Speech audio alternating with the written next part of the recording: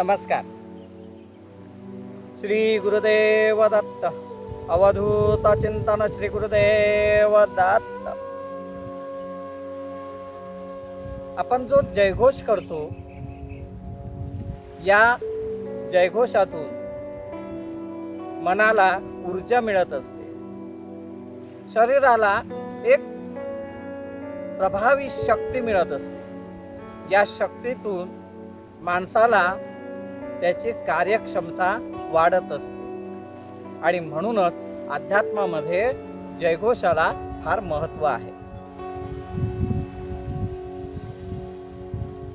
मन म्हणजे काय, मनाचे प्रकार किती, मनाच्या अवस्था किती, ह्या आपण गेल्या 2 भागांमध्ये पाहिले आहे.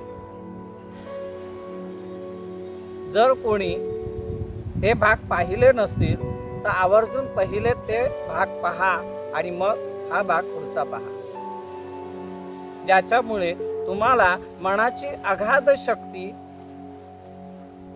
आणि मनाची ताकद, मनाची अवस्था यांचा अभ्यास झाल्यामुळे पुढचा अभ्यास करण्यासाठी त्याची मदत होईल. मनाचे कार्य हे कशा पद्धतीने होतं हे आपण थोडक्यात पाहूया. मन बुद्धीद्वारे, विचाराद्वारे, मेंदूच्या सहाय्यतेने या संपूर्ण शरीरावरती नियंत्रण करतं. नियंत्रणात ठेवण्याचं कार्य हे मन करत असतं. मन देहबुद्धीवरती नियंत्रण करण्याचं कार्य करतं.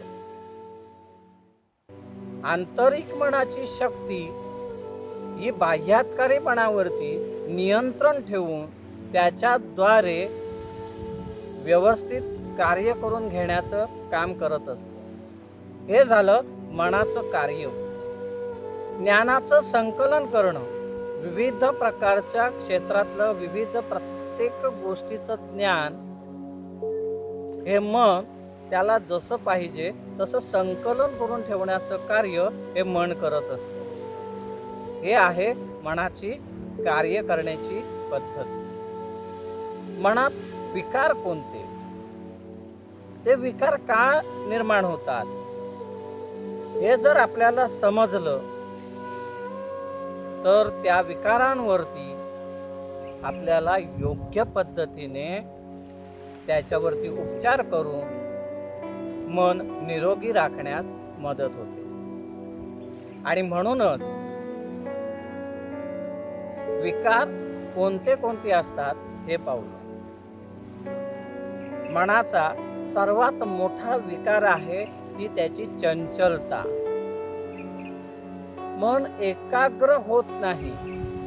एका क्षणात ते अनेक ठिकाणी भ्रमंती करतं आणि हेच चंचलता या मनाला विकलांग बनवतं.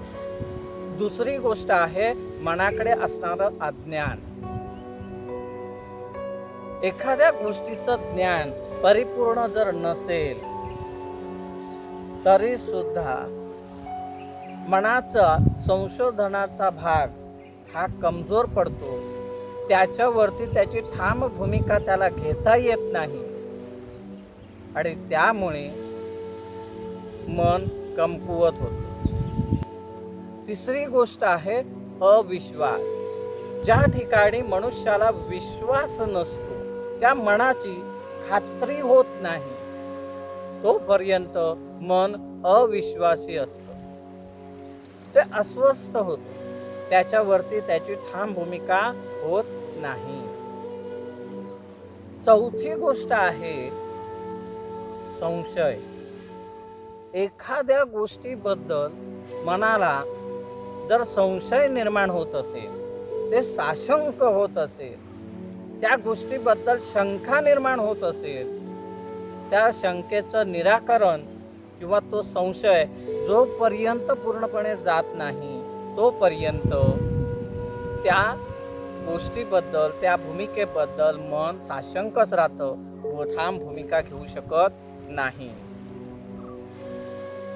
आणि 5वी महत्वाची गोष्ट आहे अति आत्मविश्वास.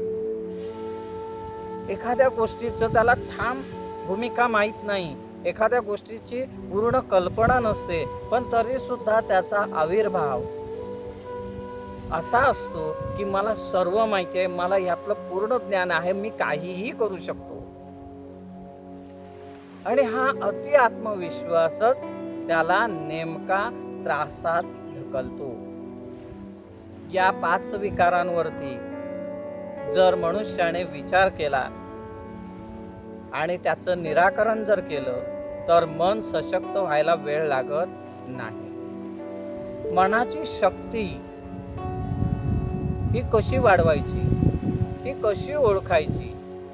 मनाची शक्ती ही एवढी प्रचंड आहे की त्याचा आपल्यालाच आपल्या शक्तीबद्दल आपण साशंक आहोत. मनाची शक्ती ही एवढी भयंकर आहे, परंतु आपण आपल्या शक्तीपासूनच दूर आहोत, किंबहुना ती आपल्याला आपल्या शक्तीचा परिचयच नाही. ही शक्ती जर आपल्याला कळाली, जर ही शक्ती आपल्याला समजली, तर या शक्तीचा उपयोग आपण व्यवस्थित करू शकतो. आपलं जीवन अतिशय सुखी बनवू शकतो, आनंदी बनवू शकतो, यशस्वी बनवू शकतो. रोज सकाळी एखाद्या झाडाच्या समोर जाऊन उभं राहायचं.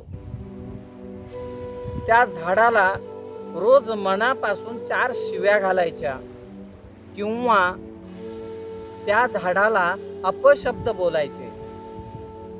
आपल्यातला राग त्या झाडावरती ओकायचा आहे. हे सातत्याने जर करत राहिलं तर काही दिवसात ते झाड वाळून सुकून मरून जातं. ही आहे आपल्या मनातील शक्ती. सातत्यानं एखाद्या गोष्टीचा सतत विचार करत राहणं, त्या गोष्टीबद्दल बोलत राहणं, त्याच पद्धतीने त्याचा परिणाम मग तो चांगला असेल नाहीतर वाईट असेल, पण तो घडून येतोच. ही आहे मनाची शक्ती. जसं कोकणामध्ये 12/5चा जाप घातला जातो, म्हणजेच काय, तर गावातील मुख्य व्यक्ती ही अग्रस्थानी असते, देवाला साक्षी ठेवलं जातं आणि त्याच्या पाठीमागे इतर सर्व मंडळी उभी राहते.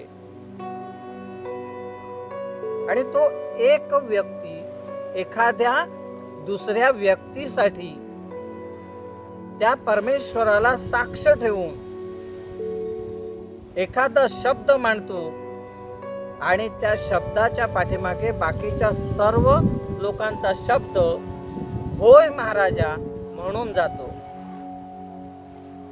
आता या सगळ्या गोष्टी एक घटना घडते की अनेक जणांचा शब्द सामुदायिकरित्या तिथे जाऊन पडल्यामुळे त्याचा परिणाम हा दिसून येतो, म्हणून त्याला 12/5चा जाप म्हणतात. ही संकल्पना मुळातच मनाच्या अगाध शक्तीजवळ जाऊन पडते. मनातील राग, रोष एखाद्याबद्दल व्यक्त करण्याची ही भूमिका असते आणि त्यातून समोरच्या व्यक्तीवरती दबाव तयार करणं असतं. अनेकांचा शब्द त्या ठिकाणी एकत्रित आल्यामुळे, अनेकांच्या मनाची ताकद एकत्र आल्यामुळे इथे असं विस्फोटक असं अस्त्र किंवा शस्त्र तयार होतं. यालाच 12/5चा जाप म्हणतात. याच्यामुळे होतं काय, मानवाच्या मनाची इच्छा ही तीव्र रीतीने गेल्यामुळे त्याची गती वाढते आणि त्या गतीचा परिणाम समोर दिसून येतो. त्याचप्रमाणे एखाद्या माणसाची कामं ही झटपट होतात आणि एखाद्या व्यक्तीची कामं ही हळूवार होतात आणि काही लोकांची कामं तर अजिबात होतच नाहीत इच्छा असूनही.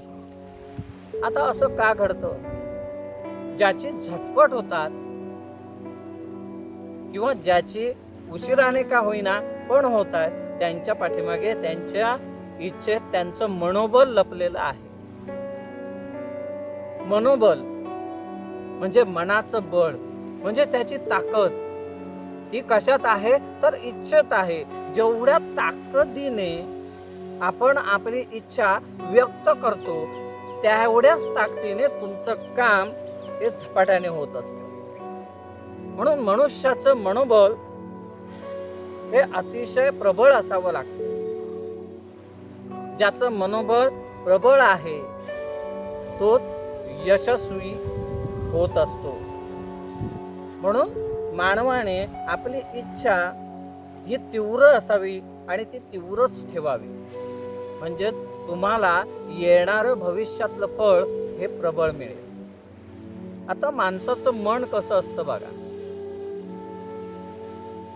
जंगलात आपण चालत आहोत किंवा अडचणीच्या ठिकाणी जात आहोत, अशा वेळी एखादा जातिवंत सर्प तुमच्या समोर आला तर तुम्हाला सर्वप्रथम पहिली गोष्ट काय दिसते तर तो सर्प. पण त्याच वेळी तुमच्या मनामध्ये भीती तयार होते, जर हा मला चावला तर मी मृत्युमुखी पडेन, ही भीती. त्यामुळे मोकाट फिरणारा सर्प हा तुम्हाला जीविताला धोका निर्माण करू शकतो याची जाणीव करून देतो. त्याच ठिकाणी एखादा गारुडी त्याच्या टोपलीमध्ये जर तोच सर्प बंदिस्त करून आणला तर तुम्ही त्याला दूध पाजता. म्हणजेच काय तर तुम्ही भयातून मुक्त होता.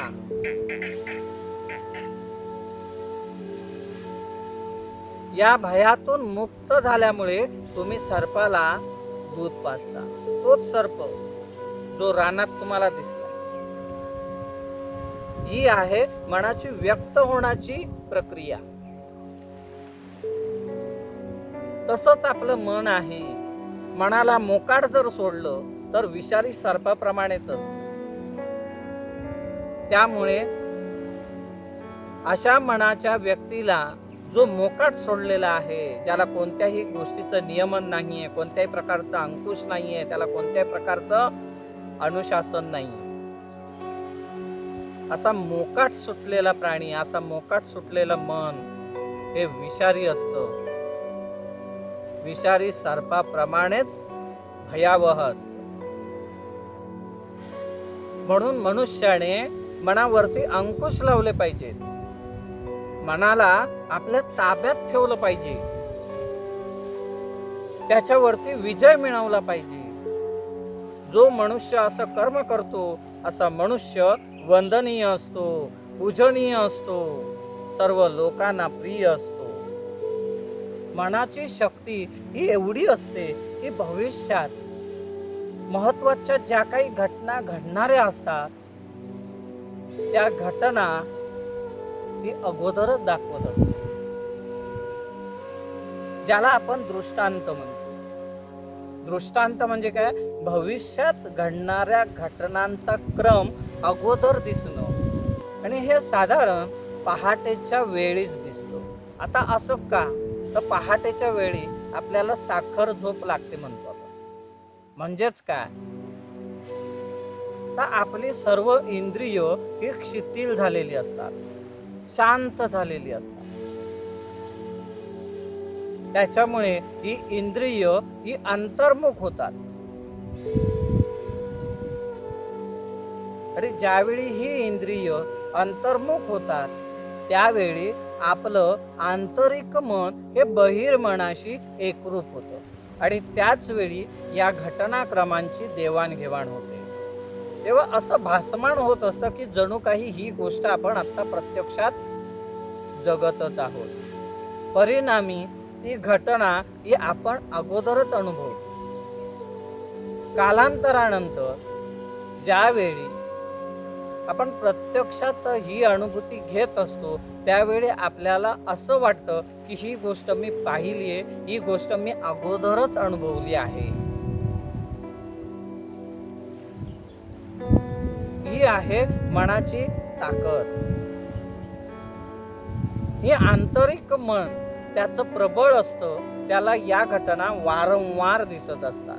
मन हे विषयांच्या आसक्तीने प्रबळ झालेलं असतं.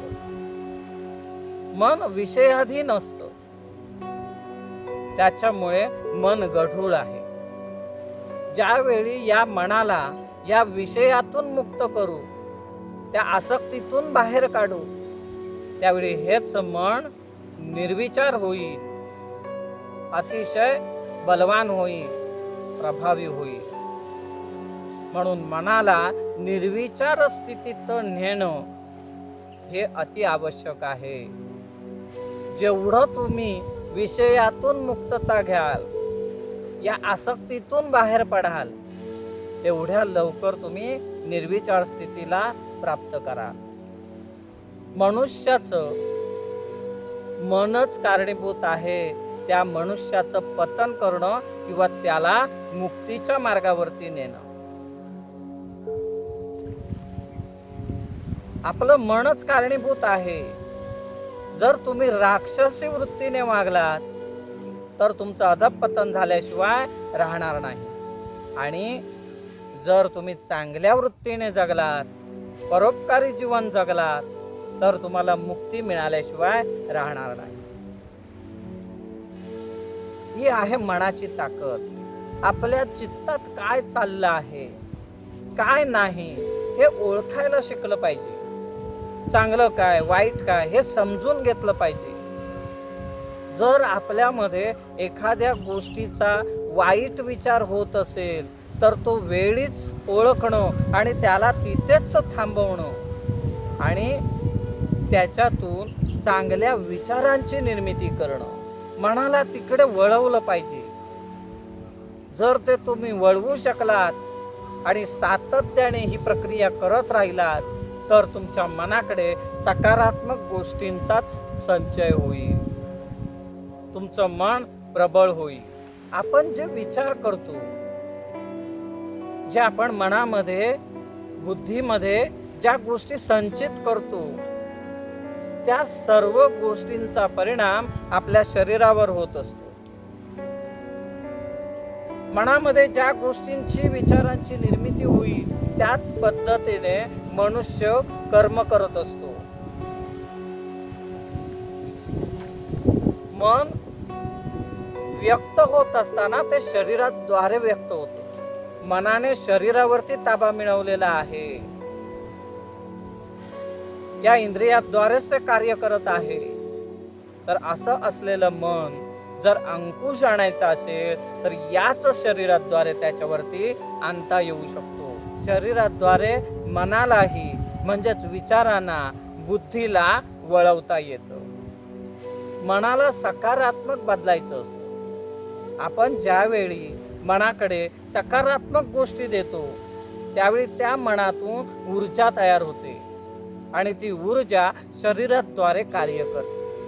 जसं एखादं मोठं झाड आहे किंवा एखादी मोठी गोष्ट आहे आणि ती ज्यावेळी ढकलायची असते त्यावेळी पहिलं तोंडातून आपण वाक्य काय काढतो? एक जोर हायशा. याच्यातून काय होतं? तर ज्यावेळी तुम्ही एक जोर हायशा म्हणजेच तुम्ही तुमच्या मनाला एक आज्ञा देता. या आज्ञेमुळे तुमच्या शरीरामध्ये एक ऊर्जा तयार होते आणि त्या ऊर्जेमुळे ते बळ लागतं आणि त्या बळामुळे ती वस्तू ढकलली जाते जी अशक्य असते. मग ही ताकद येते कुठून? सकारात्मक विचार केल्यामुळे मन सक्रिय होतं आणि त्याच्याद्वारे शरीराकडे ऊर्जा प्रस्थापित करतं. जर अगोदरच ती मोठी वस्तू पाहिली आणि जर म्हटलं ही नाही हलणार, अशक्य, हे कसं होणार? ह्या एका गोष्टीमुळे शरीरात असणारं बळ सुद्धा निर्फळ होतं. त्याच्याकडे शक्ती राहत नाही, ऊर्जा येत नाही. त्यामुळे सहज होणारी गोष्ट सुद्धा अवघड होऊन जाते. कोणतीही गोष्ट शक्य करण्यासाठी मनाची ऊर्जा वाढवणं हे फार महत्वाचं आहे. ज्यावेळी आपण असं ठरवतो की नाही, हे मला करायचंच आहे, हे मी करणारच, याच्यात मला अशक्य अशी कोणती गोष्ट नाही, त्यावेळी मनाकडे ऊर्जा तयार होते, शक्ती तयार होते आणि मनुष्य ते कार्य करण्यास सक्षम होतो. ही आहे मनाची ताकद. या पद्धतीने मनाची शक्ती वाढवायची असते. मनाची अगाध शक्ती कशी वाढवायची? मनुष्याचं जीवन हे अनेक संकटांनी भरलेलं आहे, अनेक आव्हानांनी भरलेलं आहे. संकटांच्या वेळी, अडचणींच्या वेळी, आव्हानांच्या वेळी जर तुम्ही म्हणालात हे मला नाही जमणार, हे कसं जमेल, यातून मी बाहेर पडेन का यातच मी संपेन, अशा एक ना अनेक नकारात्मक गोष्टी सातत्याने जर तुम्ही विचार करत राहिलात तर तुम्ही लाचार होणार. तुमच्यातली नकारात्मक ऊर्जा वाढेल, परिणामी तुम्ही दुर्बल व्हाल. शेवटला तुम्ही स्वतःहून हार मानाल. त्यामुळे तुम्ही दबून जा. याच्या उलट विचार करायला शिका. ज्यावेळी येणारं संकट, निर्माण होणारी अडचण, हे ज्या क्षणात तुम्ही त्याला आव्हान म्हणून स्वीकाराल, त्याच वेळी तुमच्या मनामध्ये ऊर्जा तयार होईल. तुम्ही त्या संकटाला 2 हात कराल, त्याच्या समोर तुम्ही ढालीप्रमाणे उभे राहाल आणि ते संकट तुम्ही तुमच्या अंगावरती घ्याल. त्या क्षणाला तुम्हाला अनेक मार्ग आपोआप मिळतील. ते संकट सहज निघून जाईल. याच्यातून वाढेल तो तुमचा आत्मविश्वास, याच्यातून वाढेल ती तुमची आत्मशक्ती. त्यामुळे तुम्ही प्रबळ व्हाल, शक्तिशाली बनाल आणि पुढचं जीवन आव्हानात्मक जगाल. म्हणून जीवनाकडे पाहत असताना प्रत्येक संकटाला आव्हान म्हणून स्वीकारा. मनाला दुर्बल होऊ देऊ नका. ज्या क्षणाला तुमचं मन दुर्बल होईल त्या क्षणाला तुम्ही ती गोष्ट हारणार हे निश्चित आहे. आणि ज्या क्षणाला ती गोष्ट तुम्ही आव्हानात्मक स्वीकाराल त्या क्षणाला तुम्ही त्याच्यावरती विजय मिळवलेला असाल. आता पहा ना, जर माणसाला एखाद्या गोष्टीचा राग आला त्यावेळी त्या रागामध्ये तो मनुष्य अशक्य अशी अवजड वस्तू इतक्या सहजतेने उचलतो. तर ही प्रक्रिया का होते? सामान्यता असताना ही वस्तू उचलणे कठीण आहे, तीच वस्तू रागाच्या वेळी सहजतेने कशी काय उचलू शकतो आपण? मग ही ताकद आपल्याला येते कुठून? तर ही ताकद, ऊर्जा ही आपल्याला मिळते आपल्या मनाकडून. त्यावेळी फक्त आपल्याला एकच गोष्ट माहिती आहे की हे मला करायचं आहे. परिणामी आपल्या मनाकडून ती आज्ञा गेल्यामुळे आपल्या शरीराला ती ऊर्जा आपोआप निर्माण होते. ही आहे मनाची शक्ती, ही आहे मनाची ताकद, जी अशक्य सुद्धा गोष्ट सहज शक्य करते. आपण मनाचे गुलाम आहोत. आपल्यावरती मनाने अंकुश ठेवला आहे. जे मन विचार करेल, जे मनाला पाहिजे तीच गोष्ट आपण करत आहोत. मन हे आपल्या शरीरावरती पूर्णपणे अंकुश ठेवून आहे.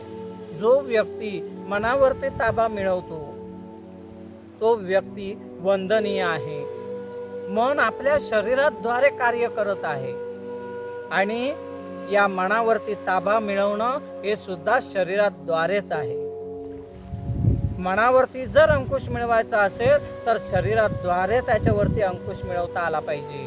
म्हणून सातत्याने ज्या ज्या क्षणाला मन दुसरीकडे वळत असेल, ते धावत असेल, तर त्या वेळी या शरीराद्वारे त्याच्यावरती अंकुश आणला पाहिजे आणि मनाला एका ठिकाणी वळवलं पाहिजे. म्हणजे काय केलं पाहिजे? तर साधना केली पाहिजे, नामस्मरण केलं पाहिजे. चित्तात सतत एखाद्या गोष्टीचा सातत्याने विचार करत राहिलं पाहिजे. म्हणजे मनाला त्या पद्धतीने वळवता येतं आणि त्याला ऊर्जावान करता येतं. मन हे मेंदूद्वारे कार्य करतो. आपल्या शरीरातला सर्वात महत्वाच्या भागांपैकी एक भाग म्हणजे मेंदू. या मेंदूला शरीरातील रक्त आणि प्राणवायू हे 20% इतका लागतो आणि आपला मेंदू हा 10 ते 20% पर्यंतच जागरूक आहे.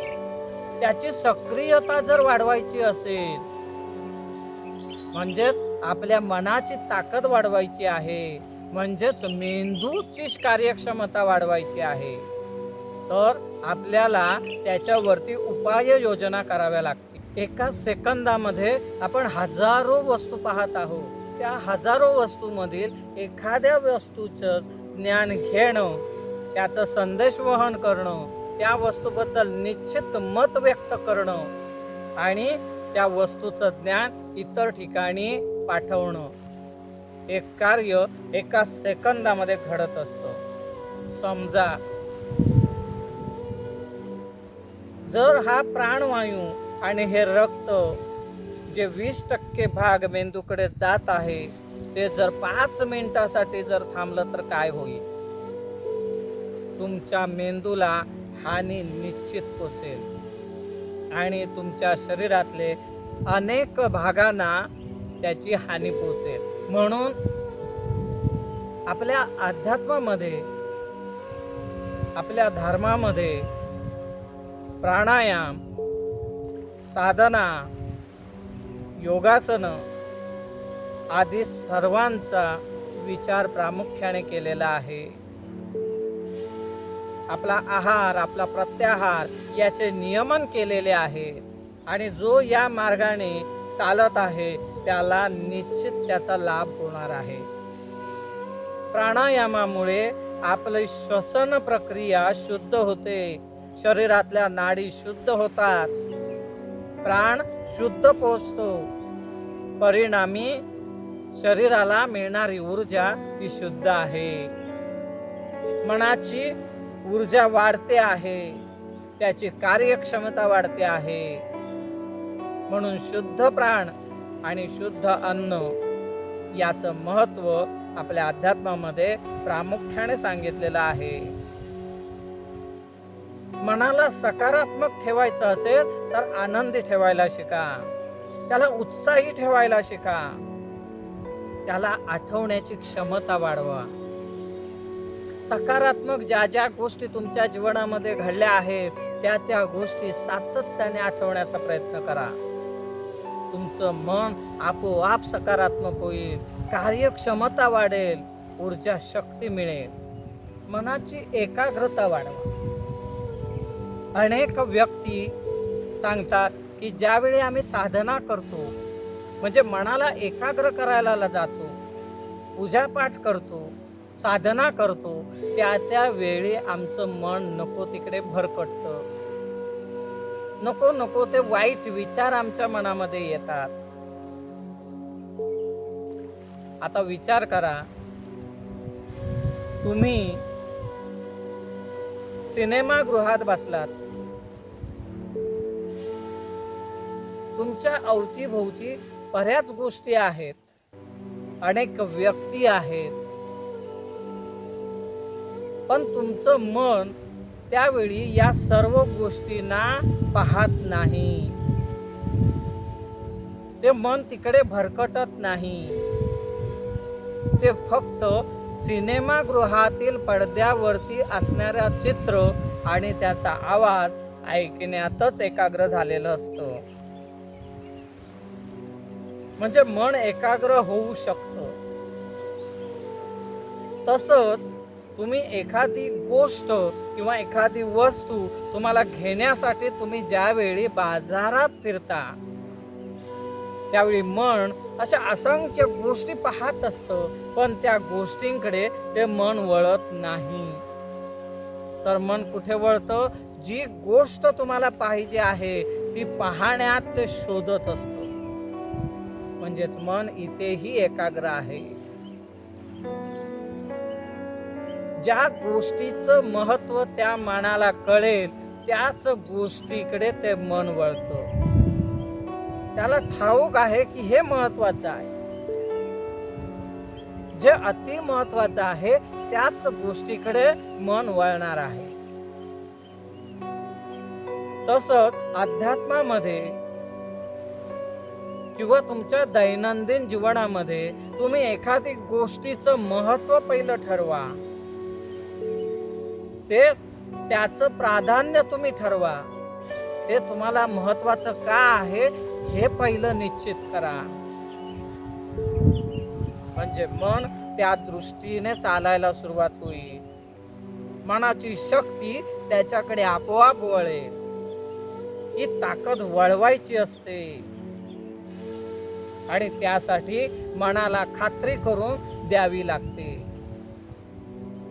असं काम ज्याच्यामध्ये समाधान आहे, आनंद आहे, तृप्ती आहे, अशा कामात मन उत्साहाने कार्यरत होतं, अति ताकदीने कार्यरत होतं, हे विसरून चालणार नाही.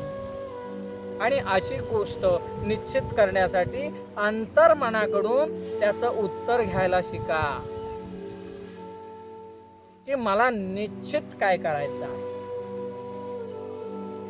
मला असं कोणतं कार्य करायचं आहे, असं कोणतं कर्म करायचं आहे ज्याच्यामध्ये मला समाधान मिळणार आहे, ज्याच्यामध्ये मला आनंद मिळणार आहे, ज्याच्यामध्ये मला उत्साह मिळणार आहे. असं कार्य आपण आपल्या मनाकडे दोन पद्धतीने ऊर्जा स्रोत घेत असतो. एक ऊर्जा स्रोत हा असा आहे की आपणच आपल्याला स्वतःबद्दल विश्वास निर्माण करणं, स्वतःमधला स्वतःवरचा आत्मविश्वास जागरूक करणं. जसा एखादा कॅन्सर पीडित व्यक्ती आहे, असा रुग्ण ज्याच्यावरती सर्व इलाज झालेत, आता कुठचाच इलाज बाकी नाही आणि आता कोणताच इलाज त्याला वाचवू शकणार नाही.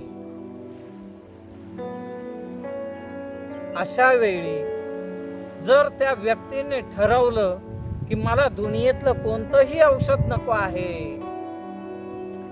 मला बिन औषधाचा मी चांगला होईन, मी ह्या आजारातून नक्कीच बाहेर पडेन, माझा विश्वास आहे की हा आजार माझा राहणारच नाहीये, सातत्याने त्याने तसा प्रबळ विचार करत राहिला तर निश्चितच एक दिवस त्याचा हा आजार नाहीसा होतो, त्या आजारातून तो मुक्त होतो. अशी अनेक उदाहरणं आपल्याला पाहायला मिळतात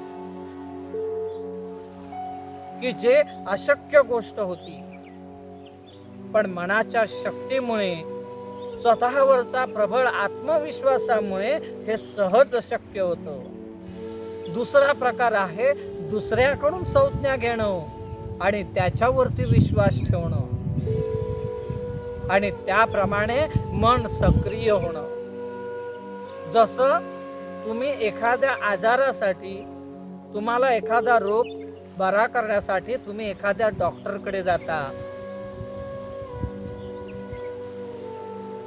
तो डॉक्टर तुम्हाला काय सांगतोय की हा आजार तुमचा नक्कीच बरा होईल, त्याच्यासाठी माझ्याकडे एक विशेष औषध आहे, हे औषध घेतल्यानंतर तुम्ही 7 दिवसात नक्कीच बरे होणार.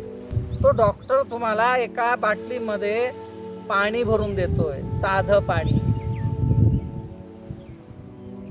आणि तुम्हाला ते सांगतो आहे परत परत की हे औषध दुर्मिळ औषध आहे आणि या औषधाने तुझा नक्कीच इलाज होणार आहे, तू खूप बरा होणार आहे. तुम्ही ते औषध घेऊन येता त्याचबरोबर त्या डॉक्टरने दिलेला तुमच्या मनाकडचा आदेश तोही सोबत घेऊन येत आहात. तुम्ही सकारात्मक विचाराने आला आहात. तुम्ही ते औषध सकाळ दुपार संध्याकाळ तुम्ही घेत आहात. औषध घेतल्याबरोबरच तुम्हाला बरं वाटायला सुरुवात झाली. हळूहळू तुम्हाला ताकद आली. तुम्ही चालायला लागलात, फिरायला लागलात, बोलायला लागलात, धावायला लागलात. तुम्हाला कळालं माझा हा आजार निघून गेला. डॉक्टरलाच माहित होतं हे फक्त काय आहे, पाणी. पण त्याने त्या पाण्याबरोबर तुम्हाला सकारात्मक विचारांचं औषध दिलं आहे. या सकारात्मक विचारांच्या औषधामुळेच तुम्ही ठीक झाला आहात. तेच तुम्ही साधी सर्दी झाली, खोकला लागला, कफ आला, तुम्ही डॉक्टरकडे गेलात, त्याने सांगितलं पाहूया, हे औषध घेऊन बघा, झालं बरं तर ठीक, नाही झालं तर 2 दिवसांनी आपण ते औषध बदलूया. तुम्ही घरी आलात, तुमच्या मनामध्ये शंका निर्माण झाली, या औषधाने मी ठीक होईन का नाही होईन, बरा वाटेल की नाही वाटेल, चांगलं होईल का नाही होईल. तुम्ही साशंक मनाने ते औषध घ्यायला सुरुवात झालात. जरी ते औषध त्या आजारावरचं जरी असलं तरी तुमचा आजार पूर्णपणे निकोप होत नाही. का? तर सकारात्मक विचारांचा अभाव. औषध योग्य आहे, ते बरोबर आहे, पण तरी सुद्धा तुम्हाला ते लागू होत नाही. म्हणून मनुष्याने सकारात्मक विचार असणं फार गरजेचं आहे. सातत्याने सकारात्मक विचारच करत राहिले पाहिजे. म्हणून सांगितलं जातं की साधू संतांच्या चरणात राहा, त्यांच्या संगतीत राहा. म्हणजेच का की त्यांची सकारात्मक विचार करण्याची ताकद, त्यांचे सकारात्मक विचार तुमच्या मानवी जीवनाला निश्चित बदलतील, तुम्हाला सकारात्मक नक्कीच करतील. माणसाचे स्वभाव कसे असतात ते पाहूया. एखाद्या माणसाचा स्वभाव असा असतो की कापराला दुरून जरी आग दाखवली तरी भरकन पेटतो. तसा एखादा व्यक्ती एखाद्याच्या संगतीत गेला की त्याचं लगेच गुण त्याला लागतात.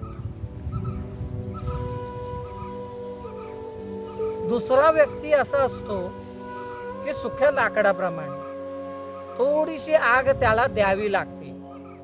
ती आग दिली की तो पेटायला सुरुवात होते. काही माणसं ही ओल्या लाकडाप्रमाणे असतात.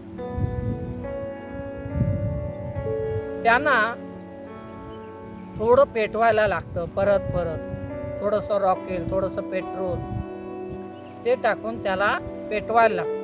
हळूहळू हळूहळू धूर यायला लागतो आणि मग ते पेटायला सुरुवात होते. तर काही माणसं ही चिखलाप्रमाणे असतात. त्याच्यात जेवढी आग लावा तेवढी आग विझेल, पण ते काही पेटणार नाही. अशा मनुष्यावरती ईश्वराच्या सानिध्यात जरी ठेवला तरी त्याच्या मनावरती परिणाम होत नाही. आता आपण ठरवायचं आहे की आपण या 4 पैकी कोणत्या पंक्तीत बसतो. माणसाने कसं असलं पाहिजे, तर लहान मुलासारखं निरागस मन, ज्याच्यामध्ये कोणत्याही विषयाची आसक्ती नाही, प्रत्येक गोष्टीत आनंद घेणं, असं बालिश मन असलं पाहिजे. अतिशय शांत, तितकंच हट्टी, ते मिळवण्यासाठी त्याची धडपड असणं, असं बालिश मन. त्याने तरुणासारखं उत्साही असलं पाहिजे, चप्पळ असलं पाहिजे, कार्य करण्यासाठी ऊर्जा स्रोत मजबूत असला पाहिजे आणि वृद्ध व्यक्तीप्रमाणे परिपक्व असलं पाहिजे. म्हणजेच अनुभवांची साखळी त्याच्याकडे असली पाहिजे. ज्याच्याकडे हे 3 गुण आहेत असा व्यक्ती निश्चित सकारात्मक आहे. एखादं कार्य मनाकडून ठरवलं जातं आणि त्या कार्यामध्ये मनुष्याला यश, प्रगती किंवा अपयश लाभतं. हे का? तर मनाकडे पहिली गोष्ट अशी आहे की जी वस्तू आपण पाहत आहोत, जी गोष्ट मिळवायची आहे, ज्या गोष्टीची प्राप्ती करायची आहे, त्याबद्दलचं तुमचं मन, त्याबद्दलची तुमची इच्छा ही कशी आहे त्याच्यावरच ठरतं ते मिळणं न मिळणं, यश किंवा अपयश. ठीक आहे म्हटलं की त्याच्यासाठी मनाची ताकद तेवढीच लागणार. उत्तम आहे, योग्य आहे, म्हणजेच त्याच्यापेक्षा जरा जास्त ताकद लागणार. आणि ज्यावेळी असं कळेल मनाकडे की हे महत्वाचंच आहे, हे अति महत्वाचं आहे, त्यावेळी मनाची शक्ती त्याच्याकडे कार्यरत होणार. तिथे ताकद आपोआप लागणार. म्हणून कोणतीही गोष्ट ही सर्वोत्तम म्हणून ही मनाकडून ठरवली गेली पाहिजे. जे सर्वोत्तम आहे तिथेच मनाची ताकद ही आपोआप लागते. आता सर्वोत्तम गोष्ट कोणती? तर ती अशी की जिथे मनाला उत्साह मिळेल, आनंद मिळेल, तृप्ती मिळेल, अशी जी गोष्ट आहे ती सर्वोत्तम आहे. त्याचं उत्तर अंतर्मनाकडूनच मिळतं. म्हणून कोणत्याही गोष्टीची प्राप्ती करताना अंतर्मनाकडून त्याचं उत्तर घ्यायला शिका. मनाला सातत्याने एखाद्या गोष्टीची सकारात्मकता दर्शवित राहिली तर मन त्या दृष्टीने सकारात्मक होतं. म्हणून मनाला आज्ञा द्यायला शिकलं पाहिजे. सतत सकारात्मक विचार करत राहिले पाहिजे. कल्याणाची गोष्ट ही सातत्याने वदत राहिलं पाहिजे. तरच मनाकडे शरीरातली ऊर्जावान शक्ती म्हणजे सकारात्मक शक्ती ही प्रबळ होते. मनाला सकारात्मक करण्याचे अनेक मार्ग आहेत. त्यापैकी एक मार्ग आहे प्रार्थना. आपण रोज प्रार्थना करतो नित्य नियमाने. प्रत्येक व्यक्ती वेडी वाकडी कशीही मंदिरात जातो, घरातल्या देवाच्या समोर उभे राहतो, सूर्याकडे नमस्कार करतो. अशा अनेक मार्गाने आपण परमेश्वराकडे हात जोडत असतो आणि हात जोडते वेळी प्रार्थना करत असतो. पण आपली प्रार्थना करण्याची पद्धत चुकीची आहे. आपण फक्त स्वतःसाठी स्वार्थाने मागत राहतो. जिथे स्वार्थ आला तिथे सकारात्मक विचार हे बाजूला होतात. ईश्वराकडे प्रार्थना ही सकारात्मक विचाराने केली पाहिजे. आपण काय करतो? देवा मला हे दे, देवा मला ते दे, माझ्यावरती हे संकट आलंय ते बाजूला कर. या पद्धतीने आपण देवाकडे मागत राहतो. पण त्याऐवजी आपण काय करायचं आहे की देवा मला सामर्थ्य दे, मला ताकद दे, मला शक्ती दे या अडचणीतून बाहेर पडण्यासाठी, या संकटातून बाहेर पडण्यासाठी. ज्यावेळी तुम्ही अशी प्रार्थना करा त्यावेळी तुमच्या मनाकडे ती ऊर्जा तयार व्हायला लागेल आणि ही ऊर्जा तुम्हाला शक्ती देईल त्या संकटाला सामोरं जाण्याची. आणि तेव्हाच तुम्हाला मार्ग सापडतील या संकटातून बाहेर पडण्याचे. संकटातून बाहेर पडल्यावरती पहिलं जर काय कराल तर परमेश्वराकडे कृतज्ञता मागा. का? कृतज्ञता व्यक्त केल्यामुळे सुद्धा आपल्याला ऊर्जा मिळत असते. आपलं मन सकारात्मक होत असतं, आपला आत्मविश्वास दृढ होत असतो. म्हणून कृतज्ञता व्यक्त केली पाहिजे. जसं आपण सकाळी उठल्याबरोबर हे परमेश्वरा, माझे प्राण ज्योत चालू आहे, ही निव्वळ तुझ्यामुळे आहे. हे भूमी माते, या तुझ्या उपकारांमुळे, तू माझी आई असल्यामुळे आज या माझ्या देहाचं पालन पोषण होत आहे. म्हणून मी तुझा आभारी आहे. तुझा अखंड आशीर्वाद ठेव. एखाद्या संकटातून बाहेर पडल्यानंतर या संकटातून बाहेर पडण्यासाठी मला जे सामर्थ्य दिलास त्याबद्दल मी तुझा आभारी आहे. मी तुझा ऋणी आहे. अशी कृतज्ञता व्यक्त केल्यामुळे आपल्यातील अहोभाव म्हणजे स्वतःवरचा दृढ विश्वास वाढतो. आपली आत्मशक्ती वाढते, जागरूक होते. त्यामुळे येणाऱ्या प्रत्येक संकटाला प्रतिकार करण्याची क्षमता वाढते. प्रार्थनेत सातत्य ठेवा. नित्य नियमाने रोज निश्चित करा. परमेश्वराकडे त्याचे आभार माना. सकाळी उठल्यावरती, जेवताना, रात्री झोपतेवेळी त्याला धन्यवाद करा. त्याच्याकडे कृतज्ञता व्यक्त करा. हे जर सातत्य जर तुम्ही ठेवला तर 42 दिवसात तुम्हाला त्याचं उत्तर निश्चित मिळेल. 90 दिवसानंतर तुम्हाला तुमच्या मनाची शक्ती ही वाढलेली मिळेल. त्या ताकदीचा अनुभव तुम्ही स्वतःहून घ्याल. मनाला आनंदित ठेवा, उत्साही ठेवा. मनाला ऊर्जा देत राहा. सतत सकारात्मक विचार करा. नित्य नियमाने परमेश्वराचं आवाहन करा. त्याचं नामस्मरण करा, चिंतन करा, नाचा. असं सुंदर संगीत ज्याच्यामुळे मन आनंदित होईल, उत्साही होईल असं संगीत ऐका. जसं गायींच्या वाड्यामध्ये गायत्री जप सातत्याने जर लावला तर गायी या पहिल्यापेक्षा दूध सक्षमरित्या अधिक देतात. त्याचा परिणाम हा त्यांच्यावरती झालेला दिसून येतो. तसंच जर उत्तम संगीत, उत्तम मंत्र हे तुम्ही सातत्याने जर करत राहिला तर तुमच्या मनाची ही शक्ती वाढलेली तुम्हाला अनुभवास येईल. मनाची शक्ती अगाध आहे. ही शक्ती जर तुम्हाला वाढवायची असेल तर रोजच्या रोज साधना करा. जास्तीत जास्त वेळ नामस्मरण करा.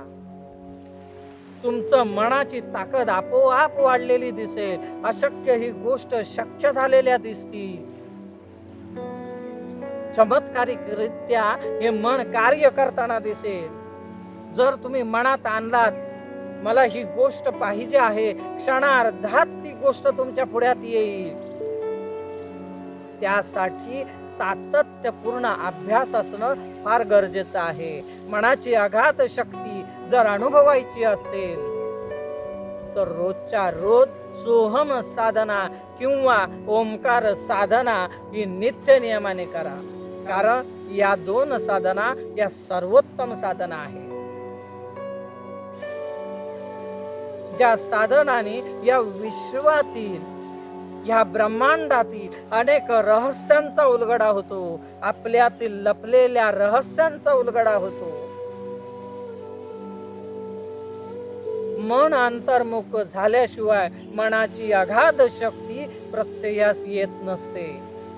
जे जे तुम्ही सातत्याने पाहाल, जे जे सातत्याने चिंताल, जे जे ऐकाल, जे वाचाल, जे पाहाल, त्याच्यात सातत्य जर ठेवलं तर मनाची शक्ती ही त्या पद्धतीने कार्यरत होत असते. मन त्या पद्धतीने विकसित होत असतं. म्हणून माझं सांगणं आहे, पहिलं करा तर सगुण उपासना करा. जर सातत्याने तुम्ही दत्त महाराजांकडे पाहत असाल, त्यांची उपासना करत असाल तर हळूहळू दत्त महाराजांचे गुणधर्म हे तुमच्यामध्ये विकसित झालेले दिसतील आणि त्याचा अनुभव तुम्हाला प्रत्ययास येईल. आपल्या मनावरती जी गोष्ट आपण सातत्याने पाहत असतो, ज्या गोष्टीचा सातत्याने विचार करत असतो, जी गोष्ट सातत्याने निरंतर आपण त्या गोष्टीचा ध्यास करत असतो, तीच गोष्टीचं स्वरूप आपल्याला प्राप्त होतं. हा अनुभव म्हणजेच आत्मशक्तीचा परिचय आहे, त्याचाच प्रत्यय आहे. हा अनुभव घ्यायचा म्हणजेच आत्मानुभव.